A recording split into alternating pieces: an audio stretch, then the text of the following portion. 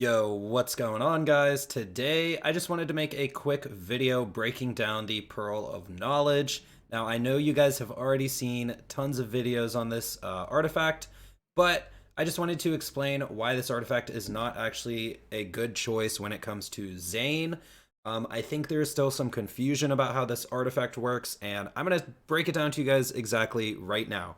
So before we get into it, don't forget to like and subscribe to the channel for more Borderlands 3 Mayhem for Zane videos. And don't forget to join the Zane Nation Discord channel. Link will be in a pinned comment down below. Besides that, let's just get into it. So basically, the Pearl of Ineffable Knowledge. Now, you guys know there are some weird multiplicative properties to this artifact, but let me just tell you exactly how this works. So basically, each consecutive hit grants 1% damage per hit up to 15 times. At maximum stacks, you get an additional 90% damage. Now, very simply, I'm just going to tell you exactly how this works. We are also going to show you some live examples.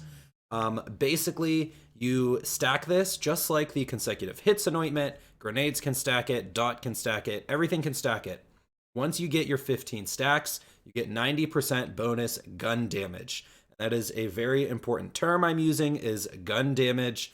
That is, for example, this skill right here, Confident Competence. This gives you up to 35% gun damage.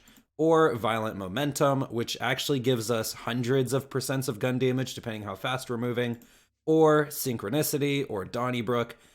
You guys get the point. These are all gun damage. And gun damage is additive with other gun damage. So yes, the stacks that you can get are multiplicative, but the biggest boost to the Pearl of Ineffable Knowledge is pure gun damage.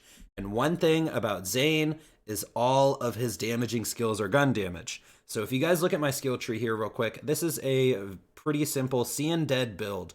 This is a build that anyone with a See and Dead could put on. Now you notice I'm not using Playing Dirty, and that is for this test right now. Playing Dirty will not actually affect our damage numbers. It just adds bonus pellets, and I don't ever want a bonus pellet to kind of get in the way of our testing.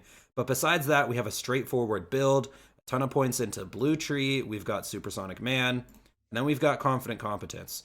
So I'm going to show you guys why this 90% gun damage bonus is actually not a huge bonus to Zane. It's because he has a ton of gun damage bonuses already. So we're basically going to test this against the Victory Rush. We're going to be testing 3 artifacts. So first, I have this Victory Rush right here, which has no bonus damages. It has bonus corrosive damage, but we're not using corrosive in this test.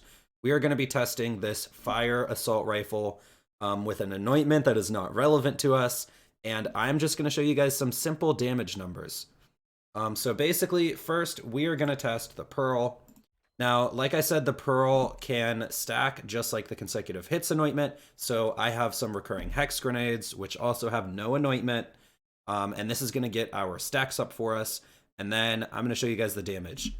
Now, keep in mind, I wanted to test this in a full build to see how it really pans out in endgame. So I will have action skills active. I will have my kill skills active. And we're going to see the real bonus it gets. Now, one other thing I do want you guys to know, that Violent Momentum is kind of a hard skill to test. Depending on how fast you're moving when the shot goes off, you don't always get the same bonus. So I will simply be walking and shooting. And then one final thing, I will actually be testing multiple times for each artifact, but I'm going to do that off camera because that's going to be boring. So let's hop straight in and we will test the Pearl. So basically, here we are at Trant. I'm activating my drone. I'm going to throw a couple hex grenades. Now, this is going to give me kill skills. This is going to activate our Pearl. Basically, our Pearl stacks should be activated now, and let's walk forward and shoot. So as we can see, we have 1030, that's red. That is our fire damage from our assault rifle, about 1030 damage. Now, I already did this test multiple times. It is always around 1030, sometimes it's 1050, and that's because of Violent Momentum, but we always will get around 1030 damage. Okay, so I went ahead and restarted the game. Now we have on our Victory Rush with 0 damage bonuses to the weapon we're using. So this is just basically a normal victory rush, assuming there's nothing else on it pretty much. So what we're going to do is we're going to kill this badass back here. And let me actually clear these other guys out. So now I have this badass right here. Let's kill him.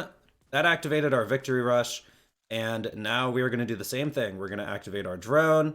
We're even going to throw a couple hex grenades, even though it doesn't matter at this point. But just to be consistent with the other tests, we're going to walk forward and shoot.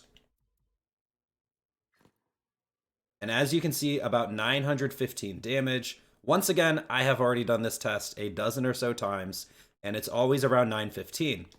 So as you guys can see, a simple victory rush compared to the Pearl, we are getting slightly less damage, and that makes total sense. There are damage formulas that we have already figured out. Now, what does this prove, and how does this prove the Pearl is bad? Well, it doesn't. A simple victory rush with no other bonuses to us is actually not better than the Pearl. It is slightly worse. However, now let's toss on a victory rush with 40% AoE, 10% movement speed. Once we add some other bonuses, we're going to see that this is much better than the Pearl.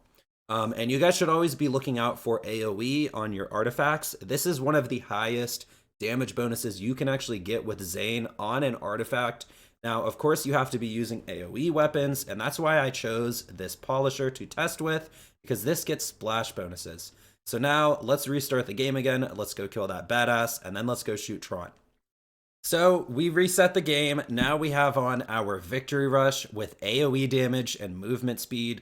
These are bonuses that the Pearl cannot actually roll with. I'm gonna include a link in a pinned comment to show you guys exactly what stat boost that the Pearl can get. It's a number of things. It'll be in the description down below. I'm not gonna list them right now. So I've cleared the area. Now let's clear the badass. Now we have our victory rush active. We have our AoE bonuses. We have our 10% movement speed. Let's activate our drone. Let's throw a couple hex nades just like all the other tests. And then let's simply walk forward and shoot.